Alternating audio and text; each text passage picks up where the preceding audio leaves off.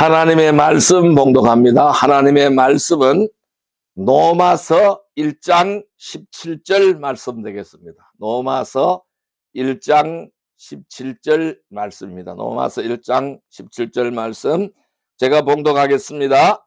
복음에는 하나님의 의가 나타나서 믿음으로 믿음에 이르게 하나니 기록된 바 오직 의인은 믿음으로 말미암아 살리라 함과 같으니라. 아멘. 오늘 하나님께서는 로마서 1장 17절의 말씀을 우리에게 허락해 주셨습니다. 오늘 같이 은혜 받고자 하는 말씀은 오직 믿음, 오직 은혜, 오직 말씀이라는 제목이 되겠습니다.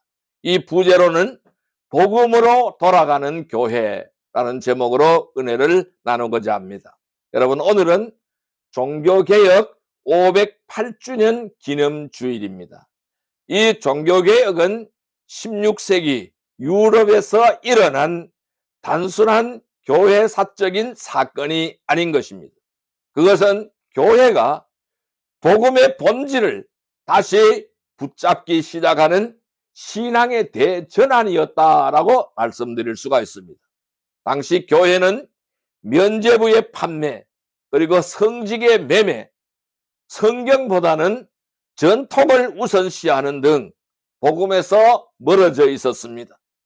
복음의 길보다 정반대의 길로 가고 있었다라는 말씀입니다. 그래서 이 마르틴 루터는 오늘 읽었던 우리 본문의 말씀인 로마서 1장 17절의 말씀을 통해서 오직 의인은 믿음으로 말미암아 살리라 라는 진리를 이 성경을 주석하다가 로마서를 주석을 하다가 발견하게 되었습니다. 그래서 이 교회의 타락에 맞서서 복음의 본질을 회복하고자 한 운동이 바로 종교개혁이었습니다. 이 루터가 1517년에 비텐베르크 성당에 붙인 95개조의 항의문입니다. 이 반박문입니다. 이것은 단순한 항의가 아니었습니다. 교회가 끊임없이 복음 앞에 서야 한다라는 개혁의 시작이었습니다. 그래서 종교개혁의 불을 당기기 시작한 것입니다. 그 정신은 교회는 항상 개혁되어져야 한다라는 고백으로 이어져 내려온 것입니다. 이는 과거의 교회뿐만 아닙니다. 오늘날의 교회도 적용되는 진리가 되는 것입니다. 그래서 이 복음은 이 시대를 초월하여 교회를 새롭게 하며 성도들을 변화시켜야만 하는 것입니다. 그래서 이 종교개혁 기념주일은 단순히 우리가 루터를 기억하거나 역사적 사건을 되새기는 날은 아닌 것입니다. 오늘날 교회가 복음의 본질에서 멀어질 수 있다는 그 경고를 다시 되새겨야 한다는 것입니다. 다시 말씀으로 돌아가야 할 때임을 자각하는 날이라는 것이죠. 그래서 우리는 이 날을 통해서 복음의 중심으로 돌아가고 믿음과 은혜의 말씀 위에 교회를 세워야 할 사명을 확인하게 되는 것입니다. 복음으로 돌아가는 교회, 개혁자로 살아가는 성도들이 되시기를 주님의 이름으로 축복합니다. 자, 그렇다면은 복음으로 돌아가는 교회, 개혁자로 살아가는 성도가 되려면은 우리는 어떻게 해야 될까요? 자, 첫째, 우리는 이 오직 믿음이라는 단어를 기억해야 됩니다. 우리는 오직 믿음으로 살아가야 됩니다. 오직 믿음이라는 것은 무엇을 말할까요? 인간의 의가 아닌 하나님의 의로 살아가야 된다는 것입니다. 인본주의가 아닌 신본주의로 살아가야 된다는 것입니다. 사람의 말이 아니라, 사람의 전통이 아니라, 사람의 유전이 아니라 하나님의 말씀, 하나님의 뜻, 하나님의 진리로 살아가야 된다는 말씀입니다. 자, 오늘 본문의 말씀을 다시 한번 볼까요? 로마서 1장 17절의 말씀입니다. 제가 읽습니다. 복음에는 하나님의 의가 나타나서 믿음에서 믿음에 이르게 하나니 기록된 바 오직 의인은 믿음으로 말미암아 살리라 함과 같으니라. 이렇게 설명하고 있습니다. 그러면은 믿음은 무엇일까요? 이 믿음은 어떻게 생길까요? 이 믿음은 인간의 공로가 아닌 것입니다. 하나님의 선물이라는 것입니다. 인간의 의가 아니라, 인간의 공로가 아니라 하나님의 은혜의 선물이 바로 믿음이라는 것입니다. 이 종교개혁 이전에 교회는 구원을 얻기 위해서 인간의 행위와 공로를 강조했습니다. 인간의 행위와 공로를 강조했습니다. 무슨 말씀일까요? 행위 구원론을 따라갔다라는 것이죠. 그래서 그 당시의 교회, 이 가톨릭 교회는 인간의 행위를 강조하고 인간의 공로를 이 구원의 조건으로 내세웠다라는 것입니다. 그래서 면죄부를 판매합니다.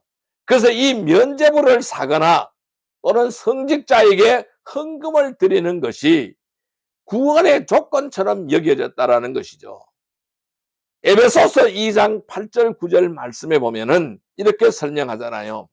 너희는 그 은혜에 의하여 믿음으로 말미암아 구원을 받았으니 이것은 너희에게서 난 것이 아니요 하나님의 선물이라 행위에서 난 것이 아니니 이는 누구든지 자랑하지 못하게 함이라 라고 말씀을 했어요.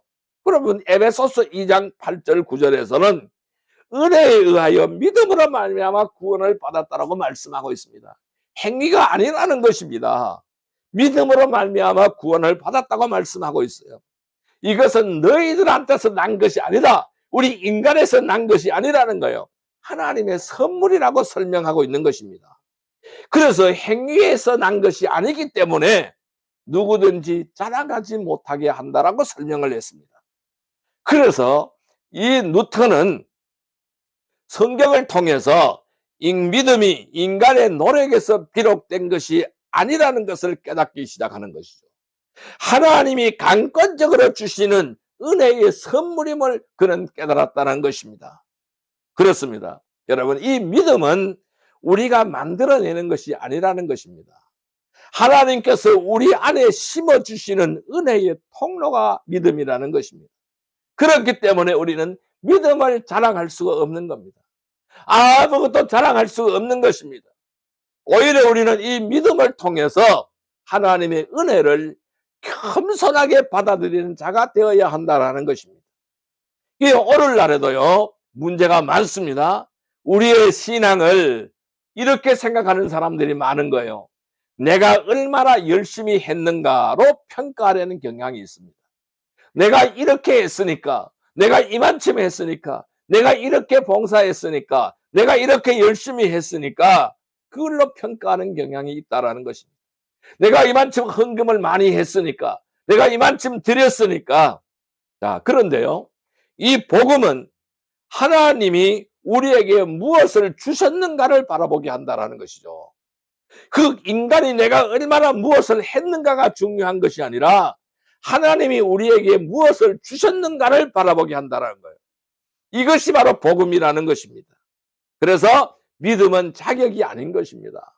은혜인 것입니다. 우리는 이 믿음을 은혜로 얻은 거예요. 그래서 믿음은, 은혜로 얻은 이 믿음은 나의 공로가 아니라, 나의 자격이 아니라 바로 은혜로 얻은 이 믿음은 하나님의 의를 받아들이는 통로가 되는 것입니다. 하나님의 거룩함, 하나님의 의로움, 하나님의 진리, 하나님의 말씀을 받아들이는 통로가 되는 거예요.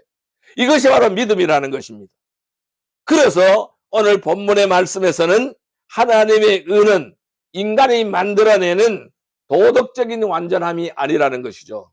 하나님께서 예수 그리스도를 통해서 우리에게 주시는 의라는 것입니다. 그래서 이 누턴은 이 구절을 통해서 하나님의 의가 심판의 기준이 아니라는 것을 깨달은 거예요. 하나님의 의가 심판의 기준이 아니라 구원의 선물이라는 사실을 깨달았다는 것입니다. 자, 그래서 로마서 3장 21절 22절에는 이제는 율법 외에 하나님의 한 의가 나타났으니 율법과 선지자들에게 증거를 받은 것이라고 하였습니다. 곧 예수 그리스도를 믿음으로 말미암아 모든 믿는 자에게 미치는 하나님의 은이 차별이 없다라고 설명하였습니다. 그래서 이 믿음은 바로 하나님의 의를 받아들이는 통로가 되는 것이죠. 그래서 우리가 이 믿음을 통해서 예수 그리스도를 의지할 때에 하나님은 우리를 의롭다라고 말씀하신다는 겁니다. 이것을 가지고 우리는 칭의라고 설명할 수가 있습니다. 이것은 단순한 신념이 아닌 것입니다. 존재의 변화다라고 설명할 수가 있겠죠. 그래서 죄인이 의인으로 인정받는 놀라운 전환이 믿음을 통해서 이루어진다는 것입니다. 오늘날 많은 사람들은 또 이렇게 생각하려 하죠. 좋은 사람이 되면 구원받는다. 사람이 착하게 살고 선하게 살면 구원을 받는다라고 생각을 합니다. 그래서 좋은 사람으로 칭송을 받으면 구원을 받는다라고 생각을 하죠. 그것은 잘못된 것입니다. 성경은 분명히 말합니다. 뭐라고요? 의인은 믿음으로 말미암아 살리라고 선언하는 것입니다. 믿음은 하나님의 의를 받아들이는 유일한 길이다라고 설명할 수가 있습니다. 그렇습니다. 믿음은 하나님의 의를 받아들이는 유일한 길이 되는 것입니다. 그래서 믿음은 행위의 대체물이 아닌 것입니다. 행위의 대체물이 아니라 행위의 근원이 된다라는 것입니다. 우리는 이 믿음을 갖고 있기 때문에 행위를 하는 것입니다. 믿음의 결과로 나타나는 것이 바로 행위라는 것입니다. 그래서 행위의 대체물이 아닌 것입니다. 종교개혁은 오직 믿음으로 의롭게 된다라는 진리를 강조하였지만은 그것은 행위를 무시하자는 뜻이 아니라는 것이죠. 루터 자신도 참된 믿음은 반드시 열매를 맺는다라고 말씀하고 있습니다. 우리가 하나님을 진심으로 믿는다면은 그 믿음은 우리의 삶 속에서 사랑과 순종으로 나타나게 되어져 있습니다. 우리가 진정한 믿음을 가진다면은 우리의 삶 속에서 사랑과 순종으로 나타나게 되어져 있다라는 말씀입니다. 그 결과는 당연히 행위로서 따라오게 되어져 있다라는 말씀입니다. 그래서 야고보서 2장 17절 18절에는 이와 같이 행함이 없는 믿음은 죽은 믿음이라. 그 자체가 죽은 것이라. 행함이 없는 내 믿음을 행함이 없는 내 믿음을 내게 보이라. 나는 행함으로 내 믿음을 내게 보이리라 라고 말씀을 하고 있습니다. 그래서 이 야고보서의 말씀은 믿음과 행위가 분리가 될 수 없음을 설명하고 있는 것입니다. 그렇습니다. 여러분, 믿음은 무엇일까요? 나의 내면의 고백입니다. 나의 내면의 고백일 뿐만 아니라 외면의 실천으로 이어져야 된다는 것이죠. 오늘날 우리는 믿기만 하면 된다라는 구호 속에 행위 없는 신앙에 안주할 위험이 많이 있습니다. 그러나 참된 믿음은 어떻게 되어야 될까요? 반드시 삶의 변화로 이어져야 된다는 것입니다. 믿음은 행동을 낳는 뿌리가 되어진다는 것입니다. 그래서 이 믿음은 고난 속에서도 하나님을 붙드는 신뢰가 바로 믿음인 것입니다. 믿음은 단순히 교리적인 동의어가 아닌 것입니다. 삶의 모든 순간에서 하나님을 신뢰하는 태도가 믿음인 것입니다. 특별히 고난과 불확실함 속에서 믿음은 더욱 빛이 나는 것입니다. 히브리서 11장 1절, 히브리서 11장 6절에는 이렇게 설명을 했어요. 믿음은 바라는 것들의 실상이요 보이지 않는 것들의 증거니. 또 11장 6절은 믿음이 없이는 하나님을 기쁘시게 하지 못하나니, 이렇게 설명을 하고 있습니다. 그렇습니다. 이 히브리서 11장은 믿음의 사람들을 소개하고 있잖아요. 그들이 보이지 않는 하나님을 신뢰하며 살아갔다는 사실을 우리에게 보여주고 있습니다. 아브라함은 약속을 믿고 떠났고 모세는 고난을 선택하며 믿음을 따라갔습니다. 루터 역시 이 종교개혁의 길에서 수많은 박해와 위협을 받았지만은 나는 여기 서 있다. 나는 달리할 수 없다.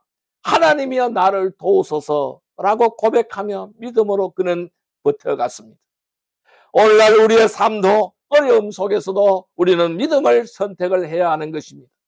믿음은 상황을 바꾸는 능력이 아니라 그 상황 속에서, 주어진 상황 속에서 하나님을 붙드는 신뢰가 바로 믿음이라는 것입니다.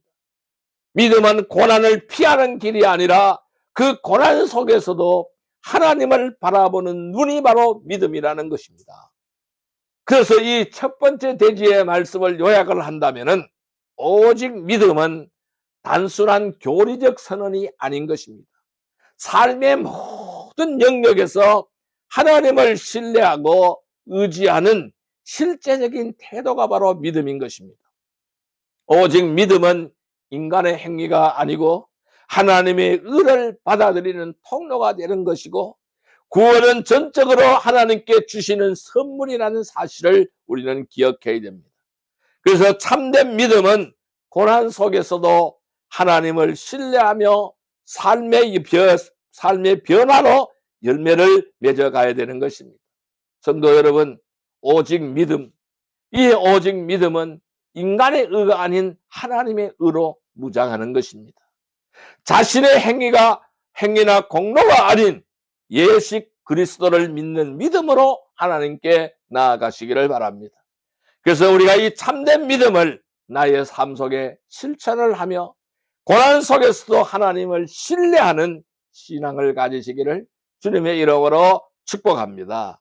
오늘 이 말씀 속에서 두 번째 우리에게 주는 말씀은 바로 뭐냐면은 오직 은혜입니다. 첫 번째는 오직 믿음이고 두 번째는 오직 은혜입니다. 오직 은혜는 자격 없는 자에게 주어진 선물입니다. 나는 아무런 자격이 없는 거예요. 이 자격 없는 자에게 주어지는 하나님의 선물입니다. 그래서 우리는 오직 은혜로 살아가야 되는 것입니다. 로마서 5장 8절 말씀을 볼까요? 신약성경 245페이지 로마서 5장 8절 말씀입니다. 로마서 5장 8절의 말씀입니다. 제가 읽을까요? 우리가 아직 죄인 되었을 때에 그리스도께서 우리를 위하여 죽으심으로 하나님께서 우리에게 대한 자기의 사랑을 확증하셨느니라. 다시 한번 읽습니다. 우리가 아직 죄인 되었을 때에 그리스도께서 우리를 위하여 죽으심으로 하나님께서 우리에 대한 자기의 사랑을 확증하셨느니라 라고 말씀했어요. 그렇습니다. 은혜는 인간의 자격과 무관한 하나님의 전적인 선택 선물인 것입니다. 은혜는 인간의 자격이나 공로에 근거하지 않습니다. 내가 무엇을 이만큼 했기 때문에 주어지는 보답이 아니라는 것입니다. 하나님은 우리가 선해졌기 때문에 사랑하신 것이 아닙니다. 우리가 여전히 죄인 되었을 때에 하나님은 먼저 사랑하셨습니다. 읽었던 우리가 로마서 5장 8절에 우리가 아직 죄인 되었을 때에 그리스도께서 우리를 위하여 죽으셨다라고 말씀하셨어요. 하나님께서 그 그리스도의 죽음을 통해서 하나님께서 우리에 대한 자기의 사랑을 확정하셨다라고 설명하고 있습니다. 이것이 바로 은혜의 본질인 것입니다. 받을 자격이 없는 자에게 주어지는 하나님의 일방적인 호의, 이것이 바로 은혜인 것입니다. 종교개혁 이전의 교회는 은혜를 거래 가능한 것으로 만들었습니다. 여러분, 은혜는 거래가 아닌 것입니다. 면죄부를 사고 성직자에게 헌금을 드리면은 죄가 사해진다고 가르쳤습니다. 아닌 것입니다. 그러나 성경은 분명히 말씀하고 있습니다. 구원은 하나님의 전적인 선택이다. 인간의 행위로는 이를 얻을 수가 없다라고 분명히 못을 받고 있는 것이죠. 오늘날에도 우리는 은혜를 내가 잘했기 때문에, 내가 무엇을 했기 때문에 하나님이 나에게 주는 보상이라고 생각하면 안 되는 것입니다. 이것은 가장 큰 오해인 것입니다. 그러나 은혜는 무엇일까요? 자격 없는 자에게 주어진 선물입니다. 이 진리를 붙들 때에 우리는 하나님 앞에 겸손해질 수가 있어요. 그리고 감사할 수가 있는 것입니다. 또한 이 은혜는 무엇이냐 하면은 율법을 넘어선 하나님의 구원의 방식이 되는 것입니다. 율법은 인간의 행위를 통해 하나님께 나아가려는 길이었습니다. 그러나 인간은 율법을 온전히 지킬 수가 없는 것이죠. 하나님의 법을 따라갈 수가 없는 것이죠. 결국 율법의 역할은 죄를 드러내는 역할을 하는 것입니다. 우리는 이 율법을 통해서, 하나님의 법을 통해서 죄가 무엇인지 깨닫게 되고 죄가 무엇인지 알게 되는 것입니다. 그런데 하나님은 그 죄가 무엇인지를 율법을 통해서 알게 해 주시고, 하나님은 인간의 한계가 있는 것이죠. 그 율법을 넘어설 수가 없다라는 것을 하나님은 아시고 계시는 것입니다. 그 죄를 넘어설 수 없다는 사실을 알고 계시는 거예요. 그래서 하나님은 이 한계를 넘어서기 위해서 은혜의 길을 열어주셨다라는 말씀입니다. 예수 그리스도의 십자가는 율법을 완성하였습니다. 은혜로 구원을 이루는 하나님의 방식이었다라는 사실입니다. 이 너희들이 율법을 이룰 수가 없으니까 하나님이 대신하셔서 그 율법을 이루어 주신 것이다라는 것입니다.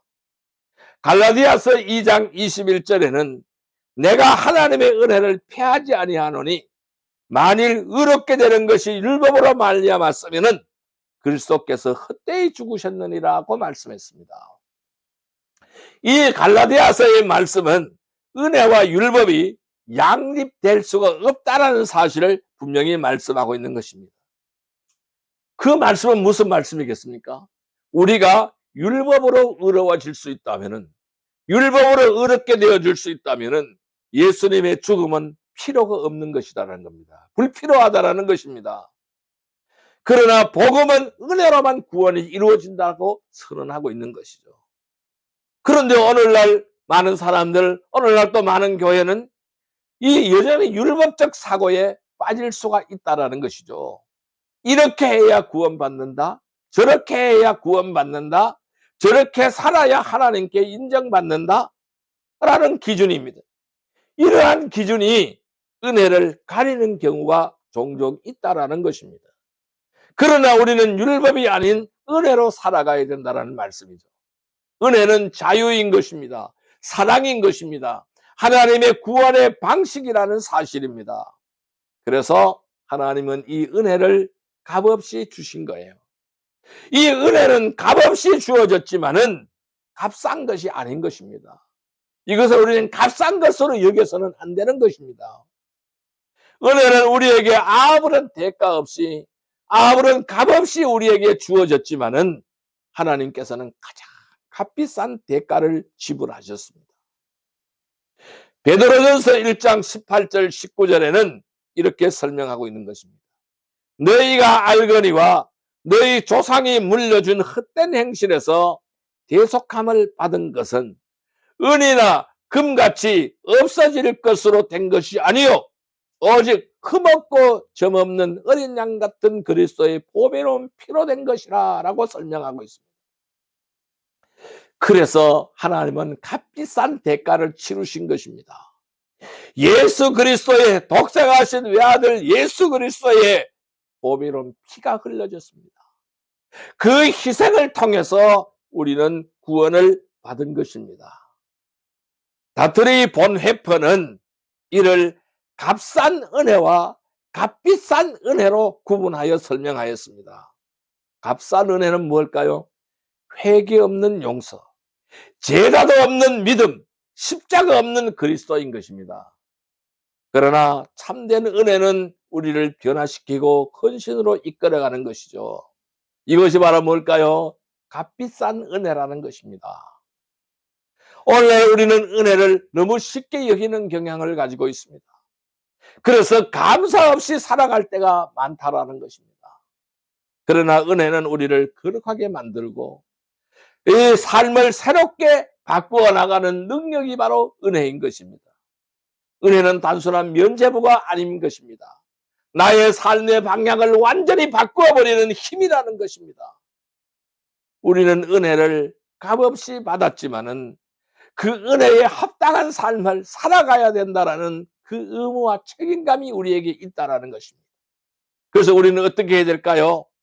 이 은혜는 감사와 순종으로 우리가 하나님 앞에 응답해야 됩니다. 하나님은 나에게 생명을 살려주시는 귀한 은혜를 주신 거예요. 이제 우리는 감사와 순종으로 응답해야 될 삶의 태도가 되는 것입니다.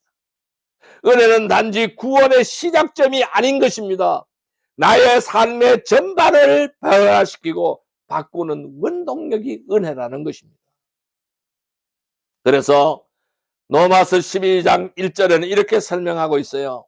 그러므로 형제들아, 내가 하나님의 모든 자비하심으로 너희를 권하노니 너희 몸을 하나님이 기뻐하시는 거룩한 산제물로 드리라. 이는 너희가 드릴 영적 예배니라. 우리는 영적 예배를 하나님께 드려야 되는 것입니다. 그것이 바로 뭘까요? 나의 몸을 거룩한 산제물로 드리는 것입니다. 이것이 바로 영적 예배라는 것입니다. 그것이 바로 뭘까요? 감사와 순종으로 응답하는 것입니다. 나의 삶의 태도인 것입니다.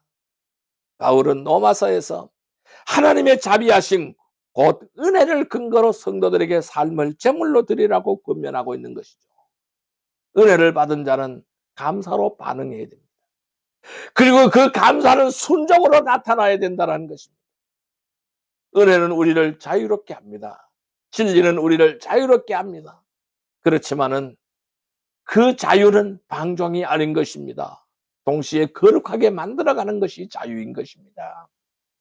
오늘날 많은 성도들이 은혜를 받았다고 말하면서 삶에서는 여전히 자기 중심적인 삶을 살아간다는 것이죠. 그러나 은혜는 삶의 방향을 완전히 하나님께로 돌리는 힘이 바로 은혜인 것입니다. 그래서 우리는 은혜에 합당한 삶을 살아가야 되는 것입니다. 하나님께 순종하고 이웃을 사랑하며 복음을 전하는 삶이죠. 이것이 바로 은혜에 합당한 삶이에요. 이것이 바로 나의 삶을 거룩한 제물로 드리는 삶이에요. 은혜는 단순히 용서가 아닌 것입니다. 새로운 삶의 시작인 것입니다. 변화의 삶을 살아가는 것입니다. 이 두 번째 대지의 말씀을 요약한다면은 이 오직 은혜라는 것은 단순한 교리적 개념이 아닌 것입니다. 하나님과의 관계를 새롭게 하고 삶을 변화시키는 실제적인 능력이라는 것입니다.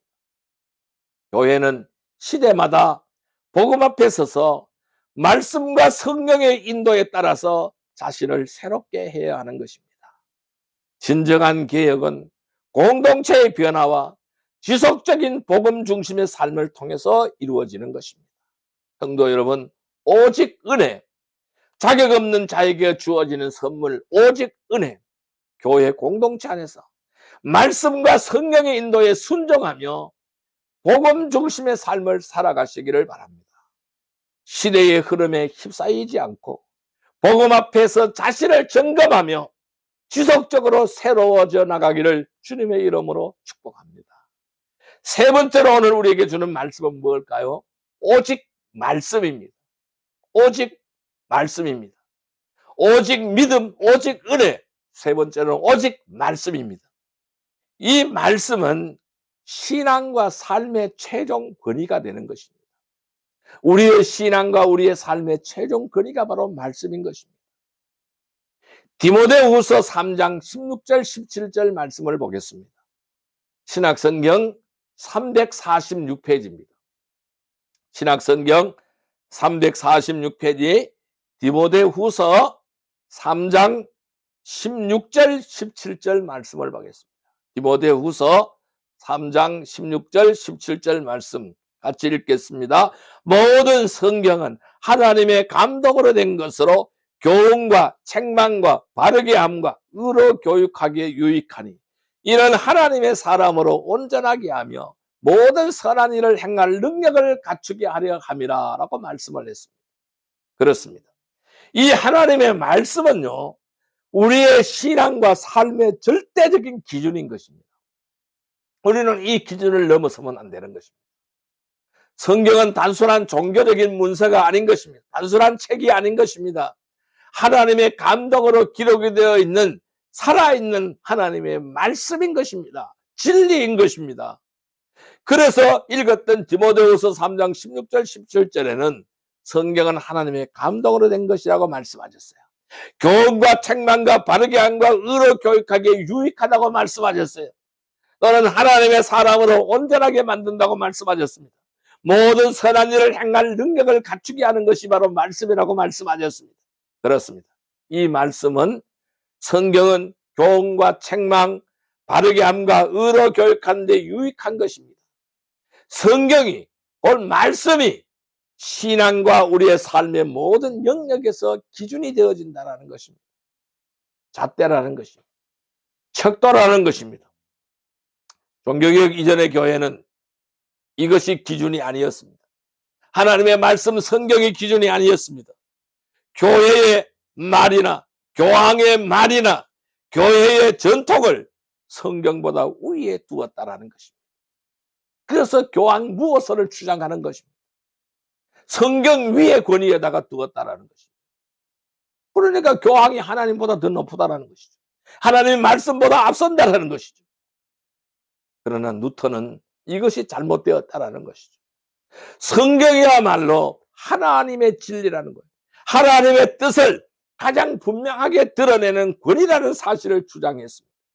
오늘날에도 우리는 다양한 기준 속에서 살아가고 있습니다. 세상의 가치 또는 세상의 감정, 여론, 문화가 우리의 판단을 뒤흔들어내고 있습니다.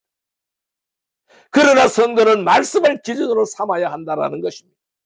아무리 세상 사람들이 세상의 가치에 함몰되고 감정에 함몰되고 여론에 함몰되고 문화에 함몰되어서 우리의 판단을 뒤흔들어 버릴 때도 있지만은 수없이 많지만은, 그러나 성도는 말씀을 기준으로 삼아야 된다는 것입니다. 말씀이 잣대가 되어야 된다는 것입니다. 말씀이 척도가 되어야 된다는 말씀입니다. 말씀은 우리가 무엇을 믿어야 하는지, 어떻게 살아야 하는지를 분명하게 알려주는 절대적인 기준이라는 것입니다. 그래서 말씀을 떠나버리면은, 이 말씀을 떠난 신앙은 방향을 잃어버리는 거예요. 방향이 없으니까, 방향성이 없으니까 이리 왔다 저리 왔다 하는 거예요. 그래서 말씀을 떠난 삶은 목적을 잃어버리는 거예요. 어디로 가야 될지 모르는 거예요. 이리 휩쓸려 다니고 저리 휩쓸려 다니는 것입니다. 그런 거예요. 그래서 이 말씀의 권위는 모든 인간의 권위보다 우선하는 것입니다. 마태복음 15장 3절과 9절에 이렇게 설명을 했어요. 3절은 예수께서 대답하여 이르시되 너희는 어찌하여 너희의 전통으로 하나님의 계명을 범하느냐고 말씀했어요. 또한 9절에는 사람의 계명으로 교훈을 삼아 가르치니 나를 헛되이 경배하도다 라고 설명하고 있습니다. 예수님은 당시의 종교 지도자를 향하여 전통을 하나님의 계명보다 앞세우는 것을 책망하셨다라는 것이죠. 그래서 이 마태복음 15장에서는 예수님은 분명히 말씀하셨어요. 인간의 전통이 아니라 하나님의, 인간의 전통이 하나님의 말씀을 가릴 수가 없다라는 거예요.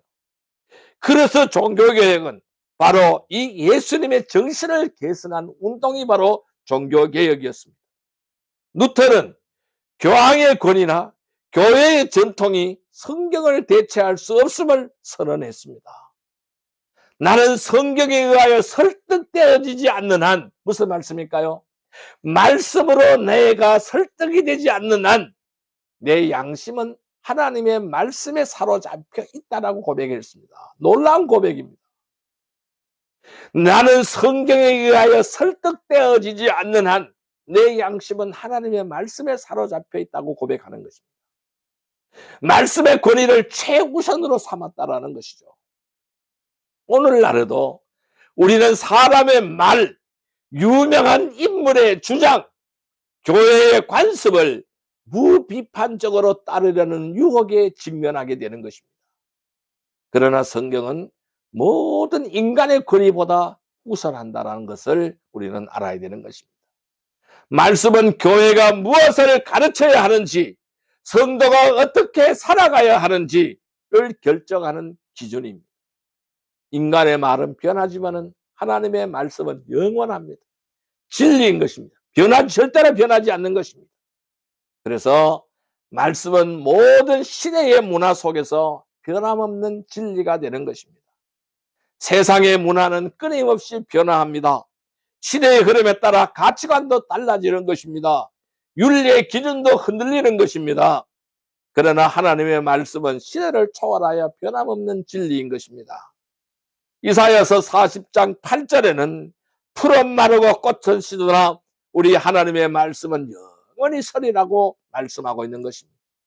이 말씀은 자연의 모든 것이 다 사라질지라도 하나님의 말씀은 영원히 서 있다라고 선언하는 것입니다. 이것은 단지 문장의 아름다움이 아닌 것입니다. 신앙의 근본을 지키는 선언이라는 것입니다. 종교개혁 당시에도 교회는 시대의 권력과 결탁하여 복음을 왜곡하였습니다. 루터는 그런 흐름에 맞서서 말씀의 영원성을 붙들었습니다. 오늘날 시대는 어떻습니까? 바로 시대의 권력들과 결탁을 해서 복음을 왜곡시키고 있습니다. 자유주의 신학이 난무하고 있습니다. 또 이 동성애를 합법화하고 있습니다. 다 하나님의 뜻에 바로 맞서는 것이죠. 바로 이 루터는 그런 흐름에 맞서서 말씀의 영원성을 붙들었습니다. 오늘 우리도 동의해야 되는 것입니다. 오늘 우리는 지금 시대에는 이런 말씀이 맞지 않는다 아닌 것입니다. 현대적 해석이 필요하다 아닌 것입니다. 그러한 주장 속에서 말씀의 권위를 흔들려고 하는 시도들을 우리는 마주하고 있죠. 그러나 말씀은 시대를 초월한 진리인 것입니다. 과거에도 진리, 현재에도 진리, 미래에도 진리가 되는 것입니다. 성도는 말씀을 시대에 맞추는 것이 되어서는 안 되는 것입니다. 시대를 말씀에 비추어서 분별해야 하는 것이죠. 말씀은 문화보다 깊고 여론보다 강하고 감정보다 정확한 하나님의 기준이 되는 것입니다. 그래서 우리는 어떻게 해야 될까요? 말씀을 읽고 묵상하며 순종함으로써 뿌리를 내려야 하는 것입니다. 말씀은 단지 지식으로 머무는 것이 아닌 것입니다. 우리의 삶 속에 뿌리를 내려야 하는 것입니다. 시편 1편 2절 3절에는 이렇게 말씀하고 있습니다.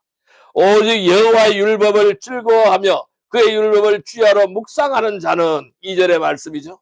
3절에는 시냇가에 심은 나무가 철을 따라 열매를 맺으며 그 잎사귀가 마르지 아니한 같으니 그가 하는 모든 일이 형통하리로다. 시편 1편 3절의 말씀입니다. 여러분, 이 말씀을 즐거워하고 주야로 묵상하는 자는 시냇가에 심은 나무처럼 열매를 맺는다고 말씀하고 있는 것입니다. 루터는 성경을 주석했어요. 번역합니다. 모든 사람이 직접 말씀을 읽고 묵상할 수 있도록 성경을 번역했고 성경을 주석했습니다. 이는 단지 정보의 전달이 아닌 것입니다. 신앙의 실천을 위한 개혁이었습니다. 이 성경을 모든 사람이 다 읽어야 된다는 것이죠. 모든 사람이 다 보아야 된다는 것입니다. 모든 사람이 다 읽고 묵상하고 순종해야 삶의 뿌리를 내린다는 것을 그는 주장했습니다. 그 당시에는 성경을 읽지 못했습니다. 성경을 보고 판단할 수 있는 자격은, 읽을 수 있는 자격은 사제들만 가지고 있다라고 설명을 했습니다. 이것이 잘못된 것입니다.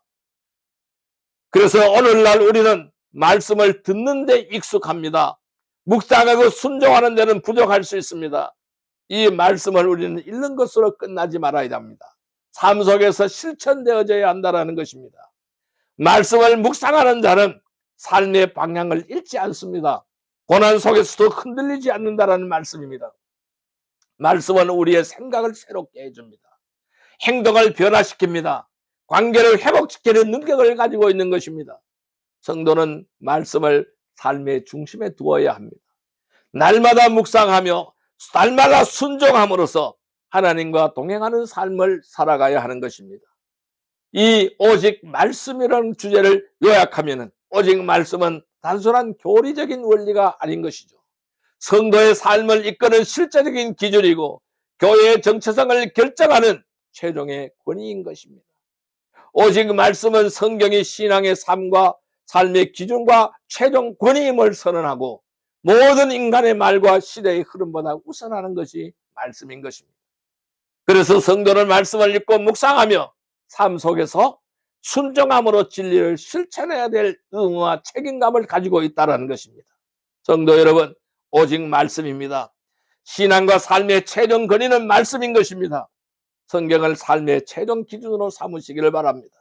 모든 판단과 선택을 말씀에 비추어서 분별하시기를 바랍니다. 날마다 말씀을 읽고 묵상하며 순종함으로 진리를 실천하는 삶을 살아가시기를 축원합니다. 이제 말씀을 정리하겠습니다. 우리는 어떻게 하여야 될까요? 결론은 복음으로 돌아가는 교회, 개혁자로 살아가는 성도가 되어야 하는 것입니다. 이것이 바로 오늘 말씀의 결론입니다. 개혁의 정신을 오늘의 삶으로 이어가야 된다는 것입니다. 종교개혁은 단지 교회의 구조를 바꾸는 운동이 아니었습니다. 복음의 본질을 회복하고 삶의 방향을 새롭게 하는 영적 각성의 사건이었습니다. 그 정신은 오늘날에도 여전히 유효합니다. 우리의 각자의 삶 속에 이어져야 하는 것입니다. 이 누타를 시발점으로 해서 모든 개혁자들이 들고 일어나기 시작했습니다. 존 위클리프, 아버지 찌윙글리, 바로 칼빈, 위대한 선각자들입니다. 우리는 그들의 정신을 이어가야 하는 것입니다. 개혁은 교회만의 일이 아닌 것입니다.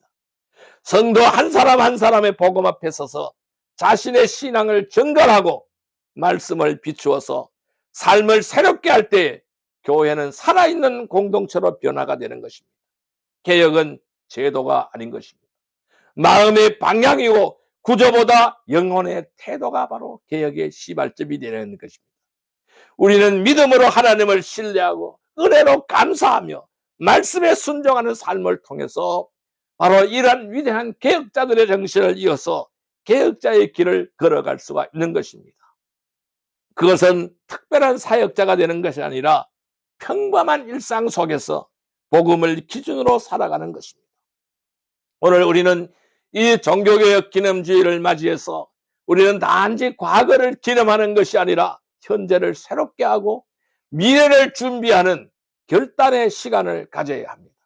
복음으로 돌아가는 교회, 말씀의 뿌리를 내리는 성도, 은혜에 감사하는 삶, 이것이 바로 오늘 우리가 이어져야 갈 개혁의 길인 것입니다. 그래서 우리는 이 개혁은 나날이 이루어져야 됩니다. 계속해서 지속적으로 이루어져야 하는 것입니다. 그래서 우리는 우리의 장로교회를 개혁교회라고 말을 하는 것입니다. 개혁주의 교회라고 말을 하는 것입니다. 성도 여러분, 오직 믿음, 오직 은혜, 오직 말씀인 것입니다. 복음의 본질로 날마다 돌아가며 믿음과 은혜, 말씀 위의 삶을 세워나가시기를 바랍니다. 개혁자의 정신을 따라서 말씀에 순종하고 교회를 복음 중심으로 세워가는 일에 헌신하시기를 주님의 이름으로 축복합니다. 기도드리겠습니다. 하나님 아버지 감사합니다. 사랑과 진리 하나님, 오늘 종교의 기념주의를 맞이하여 우리에게 복음의 본질을 다시 붙들게 하심을 감사드립니다. 믿음으로 의롭게 하시고 은혜로 구원하시며 말씀으로 인도하시는 주님의 은혜를 찬양합니다. 주님, 우리가 복음에서 멀어졌던 마음을 회개하고 다시 말씀 앞에 서게 하여 주옵소서.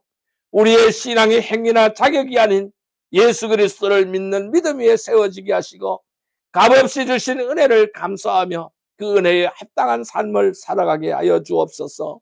말씀을 삶의 최종 거리로 삼고 시대의 흐름보다 진리의 기준을 따르게 하시며 성경을 날마다 읽고 묵상하며 순종함으로 열매 맺는 성도들이 되게 하옵소서.